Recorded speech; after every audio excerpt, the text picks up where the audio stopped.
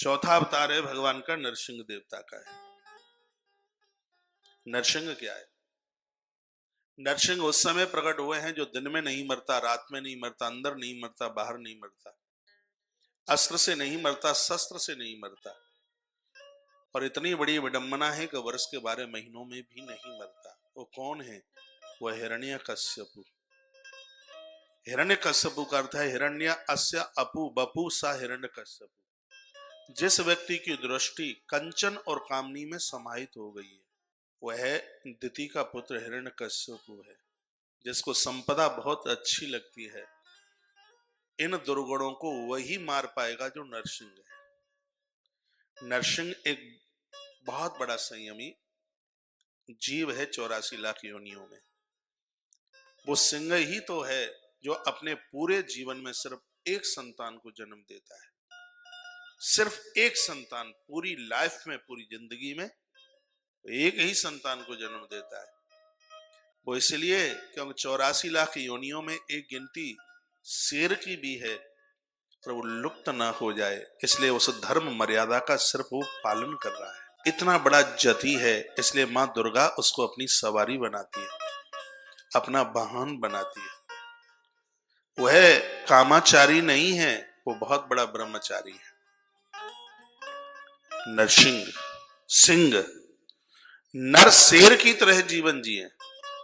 मनुष्य जिस समय शेर की तरह जीवन जीता है, उसके जीवन में जब संयम होता है तब वह कंचन और कामनी को दोनों को जीत करके बता देता है।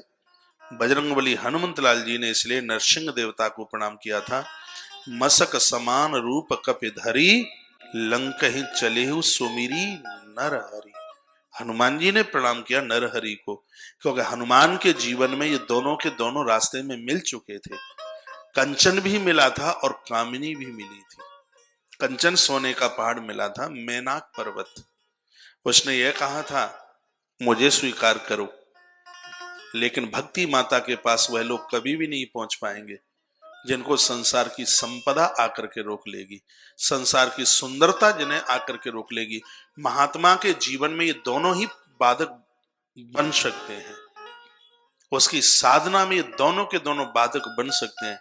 किसी की साधना जब ऊपर उठती है तब ये व्यवधान उनके जीवन में बिल्कुल आ सकता है, आया है, आ भी सकता है।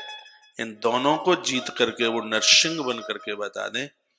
श्रीमद् भागवत जैसे पवित्र ग्रंथ और अन्य ग्रंथों में भी जहां दशावतार का वर्णन किया गया है, उसमें इसी बात का वर्णन किया गया है कि संसार के सौंदर्य के ऊपर फिसल मत जाना, संसार के नोटों के ऊपर अपना धर्म मत बेच देना। सुरसा आई थी अति सुंदर, सर्पों की मां है सुरसा, बहुत सुंदर थी, लेकिन हनुमान ने मां कह करके उसको जीत लिया।